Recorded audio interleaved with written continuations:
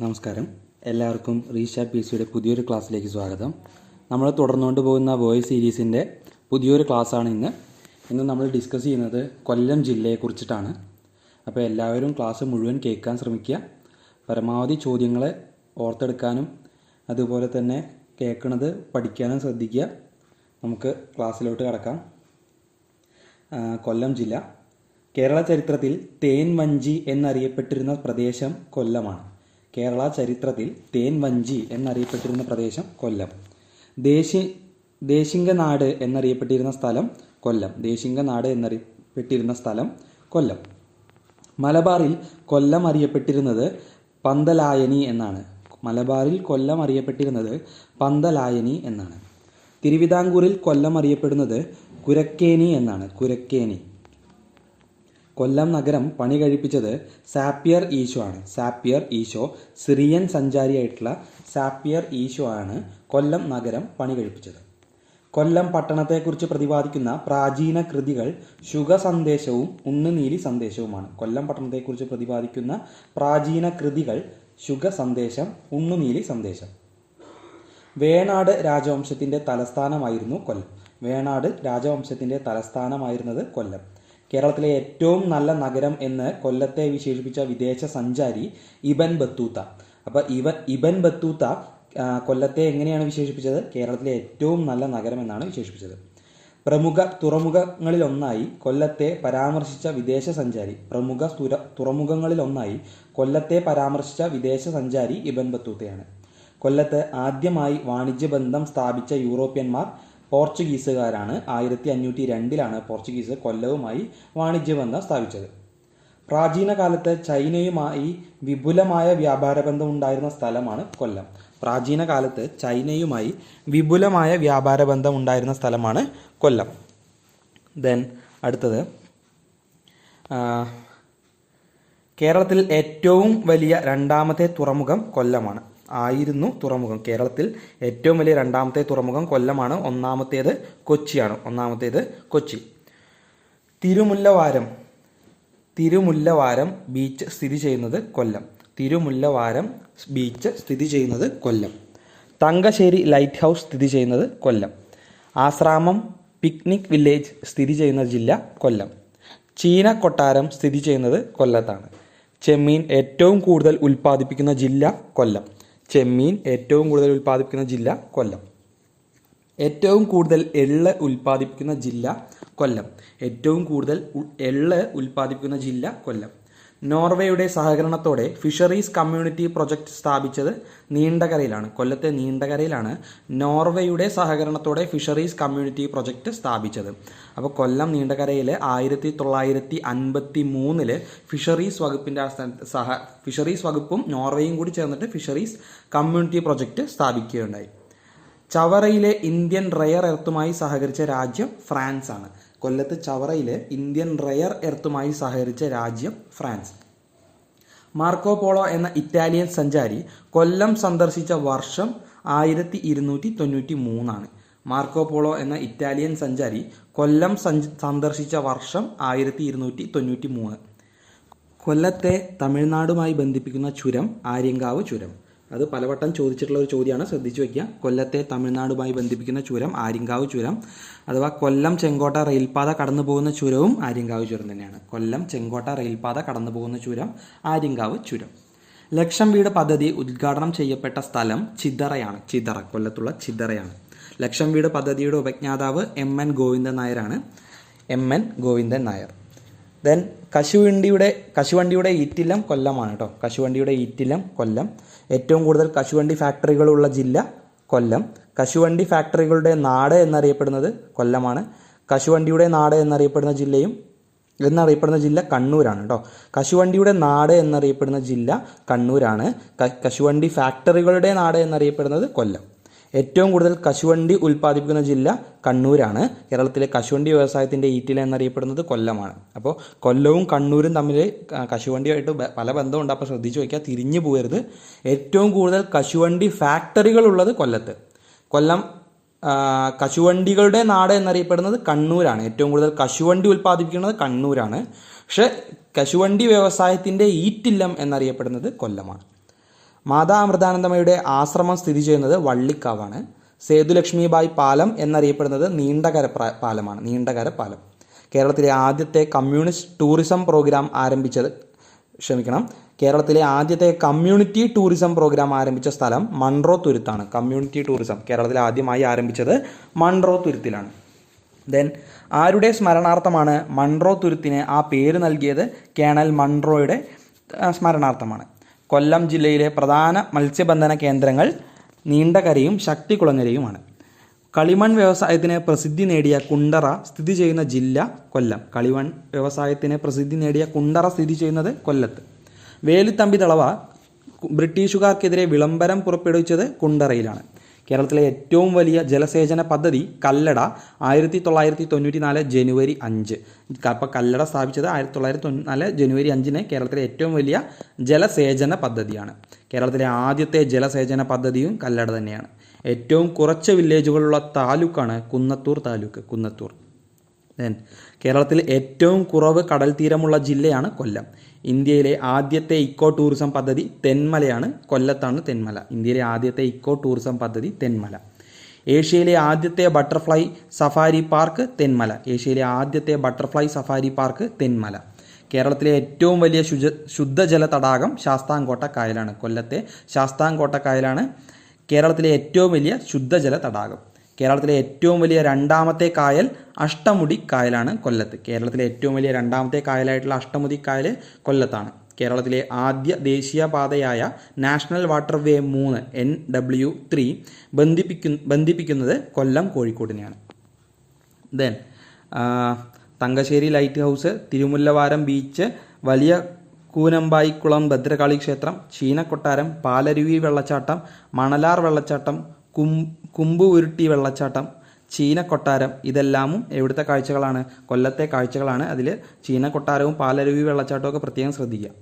Then ഏറ്റവും വലിയ കായൽ വേമ്പനാട്ട് കായൽ. ഏറ്റവും വലിയ ശുദ്ധജല തടാകം ശാസ്താംകോട്ട കായൽ കൊല്ലം.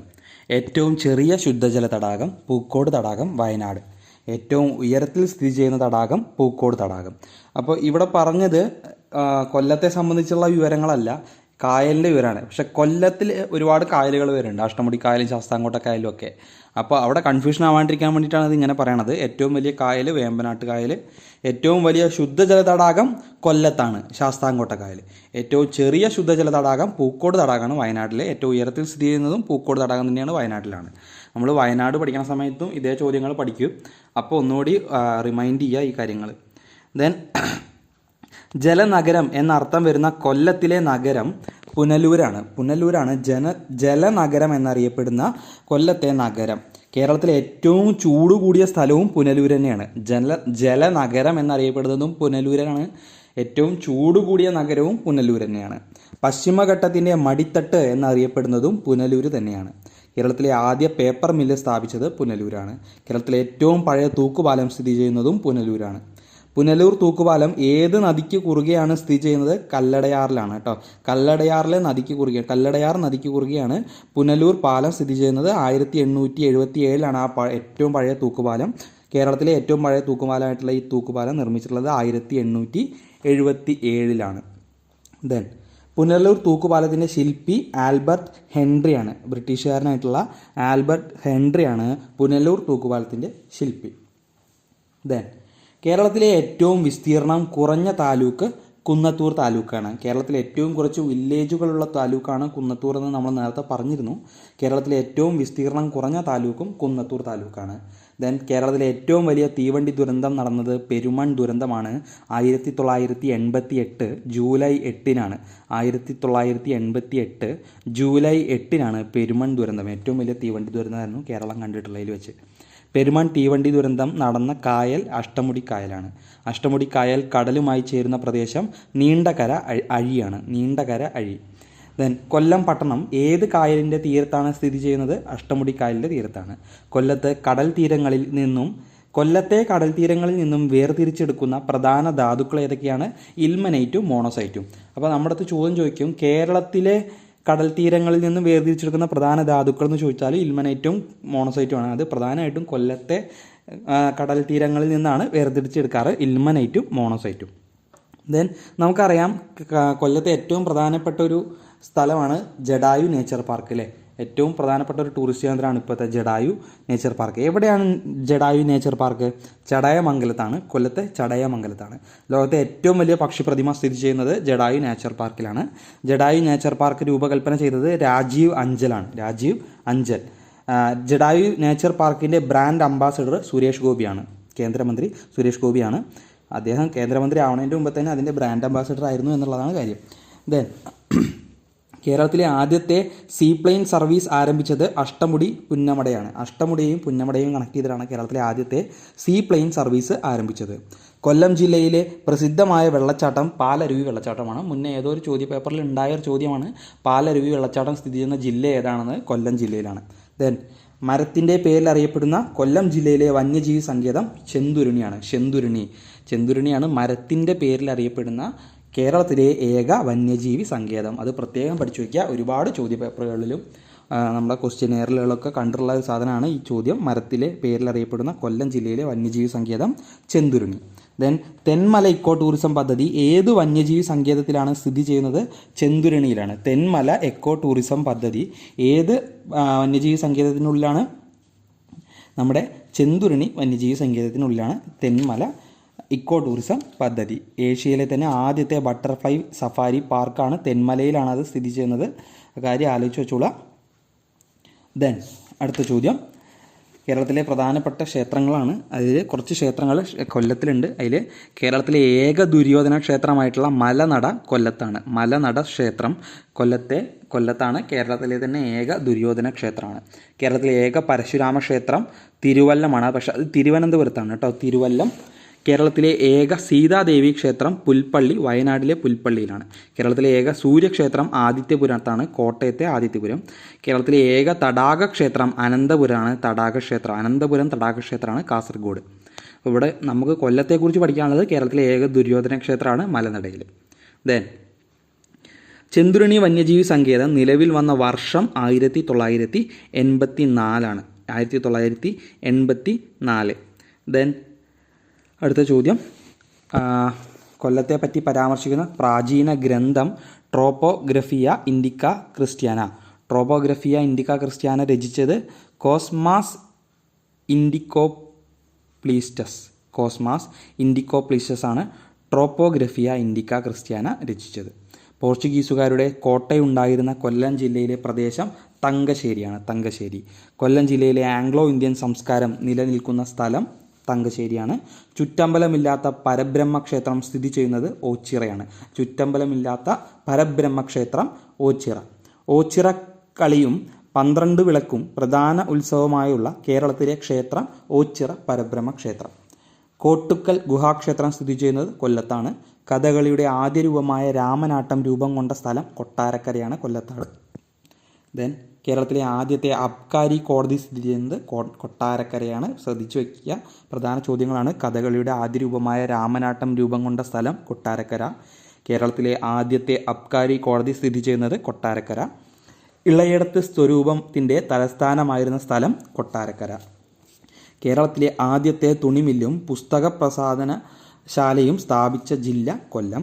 കേരളത്തിലെ സ്വകാര്യ മേഖലയിലുള്ള ആദ്യ എഞ്ചിനീയറിംഗ് കോളേജ് TKM എഞ്ചിനീയറിംഗ് കോളേജാണ്. 1958 കരിക്കോട്, കൊല്ലം. ദെൻ ദൈവത്തിൻ്റെ സ്വന്തം തലസ്ഥാനം എന്നറിയപ്പെടുന്നത് കൊല്ലമാണ്. കൊല്ലം നഗരത്തിൻ്റെ ഹാൾമാർക്ക് എന്ന പേരിൽ അറിയപ്പെടുന്നത് തേവള്ളി കൊട്ടാരമാണ്.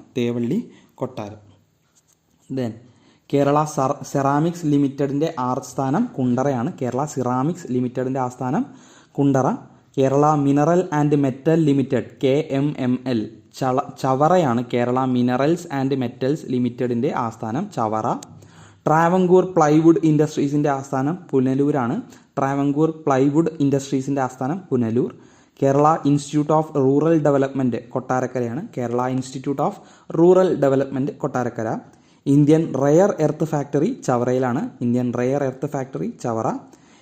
SNDPയുടെ ആസ്ഥാനം കൊല്ലമാണ്. കശുവണ്ടി വികസന കോർപ്പറേഷൻ്റെ ആസ്ഥാനം കൊല്ലം തന്നെയാണ്.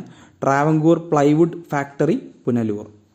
ദെൻ ഇന്ത്യയിലെ ആദ്യ police museum Sardar Vallabhbhai Patel police museum, Kollam. ഒരു കറണ്ട് അഫെയർ ചോദ്യം കൂടിയാണ് കേട്ടോ ഇത്, പ്രത്യേകം ശ്രദ്ധിച്ചു വയ്ക്കുക. ഇന്ത്യയിലെ ആദ്യ police museum Sardar Vallabhbhai Patel police museum, കൊല്ലം.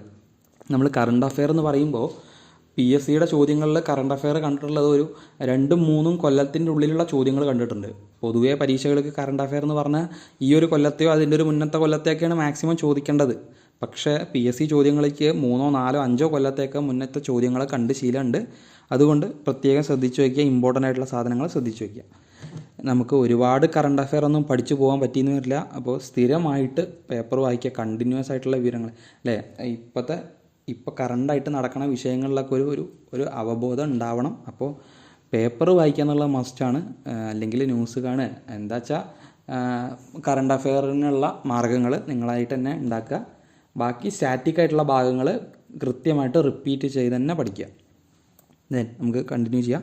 കെട്ടുവള്ള നിർമ്മാണത്തിന് പ്രസിദ്ധമായ കൊല്ലം ജില്ലയിലെ സ്ഥലമാണ് ആലുംകടവ്. കെട്ടുവള്ള നിർമ്മാണത്തിന് പ്രസിദ്ധമായ കൊല്ലം ജില്ലയിലെ സ്ഥലം ആലുംകടവ്. ചട്ടമ്പി സ്വാമിയുടെ സമാധി സ്ഥലം പന്മന. ചട്ടമ്പി സ്വാമിയുടെ സമാധി സ്ഥലം പന്മന. കൺസ്യൂമർ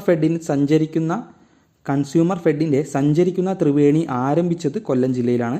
ഇന്ത്യയിലെ ആദ്യത്തെ സുനാമി മ്യൂസിയം സ്ഥിതി ചെയ്യുന്നത് അഴീക്കൽ, കൊല്ലത്താണ്. ഇന്ത്യയിലെ ആദ്യത്തെ സുനാമി മ്യൂസിയം സ്ഥിതി ചെയ്യുന്നത് അഴീക്കൽ, കൊല്ലം. പീരങ്കി മൈതാനം സ്ഥിതി ചെയ്യുന്നതും കൊല്ലത്താണ്. ദെൻ പോലീസ് സ്റ്റേഷനുകളിലൂടെ എന്ന ഭാഗമാണ്. കേരളത്തിലെ ആദ്യത്തെ തീരദേശ പോലീസ് സ്റ്റേഷനാണ് നീണ്ടകര, കൊല്ലത്ത് ഉള്ള നീണ്ടകര കേരളത്തിലെ ആദ്യത്തെ തീരദേശ പോലീസ് സ്റ്റേഷൻ. കേരളത്തിലെ ആദ്യത്തെ സൈബർ പോലീസ് സ്റ്റേഷൻ പട്ടത്താണ്, തിരുവനന്തപുരം. അത് നമ്മൾ പറഞ്ഞിരുന്നു, തിരുവനന്തപുരം പറഞ്ഞ സമയത്ത് പറഞ്ഞിരുന്നു. കേരളത്തിലെ ആദ്യത്തെ ടൂറിസം പോലീസ് സ്റ്റേഷൻ ഫോർട്ട് കൊച്ചിയാണ്. കേരളത്തിലെ ആദ്യത്തെ ISO certified police station Kozhikode town police സ്റ്റേഷനാണ്. കേരളത്തിലെ ആദ്യത്തെ വനിതാ പോലീസ് സ്റ്റേഷനും കോഴിക്കോടാണ്. കൊല്ലത്തെക്കുറിച്ച് നമ്മൾ പഠിക്കുമ്പോൾ പ്രത്യേകം ശ്രദ്ധിച്ചു വയ്ക്കുക. കേരളത്തിലെ ആദ്യത്തെ തീരദേശ പോലീസ് സ്റ്റേഷൻ നീണ്ടകര, കൊല്ലം. ദെൻ അത്രയാണ് നമുക്ക് കൊല്ലത്തിൻ്റെ വിവരങ്ങൾ, പ്രധാനപ്പെട്ട വിവരങ്ങളുള്ളത്. അതിൽ പ്രത്യേകം ശ്രദ്ധിച്ചു വെക്കേണ്ട 1-2 ചോദ്യങ്ങൾ നമ്മൾ ശ്രദ്ധിച്ചു പോയിട്ടുണ്ട്. കേരള മിനറൽസ് ആൻഡ് മെറ്റൽസ് ലിമിറ്റഡിൻ്റെ ആസ്ഥാനം Chavara, Kerala ceramics limited Kundara, then Kerala institute of rural development Kottarakkara, കശുവണ്ടി വികസന കോർപ്പറേഷൻ കൊല്ലം, കേരളത്തിലെ ഏറ്റവും ചൂടുള്ള നഗരം പുനലൂര്, ദെൻ കഥകളിയുടെ ആദ്യ രൂപമായ രാമനാട്ടം രൂപം കൊണ്ടത് കൊട്ടാരക്കര, കേരളത്തിലെ ആദ്യത്തെ അബ്കാരി കോടതി കൊട്ടാരക്കര, ദെൻ കേരളത്തിലെ ഏറ്റവും വലിയ കായൽ വേമ്പനാട്ട് കായലാണ്, കേരളത്തിലെ ഏറ്റവും വലിയ ശുദ്ധജല തടാകം ശാസ്താംകോട്ട കായലാണ്, അത് കൊല്ലത്താണ്. ദെൻ ഏഷ്യയിലെ തന്നെ ആദ്യത്തെ ബട്ടർഫ്ലൈ സഫാരി പാർക്ക് തെന്മലയാണ്.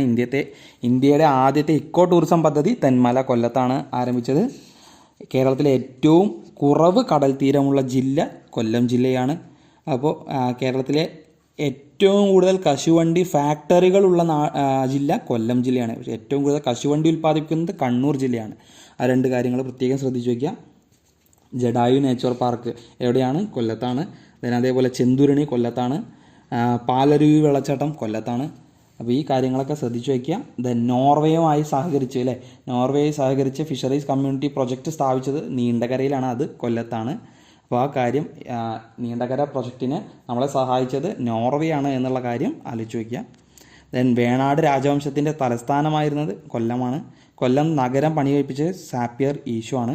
തേൻവഞ്ചിന്നും ദേശിംഗനാട് എന്നൊക്കെ അറിയപ്പെട്ടിരുന്നത് കൊല്ലമാണ്. അപ്പോൾ ഇത്രയും കാര്യങ്ങളൊക്കെ വളരെ പ്രധാനപ്പെട്ട ചോദ്യങ്ങളാണ്.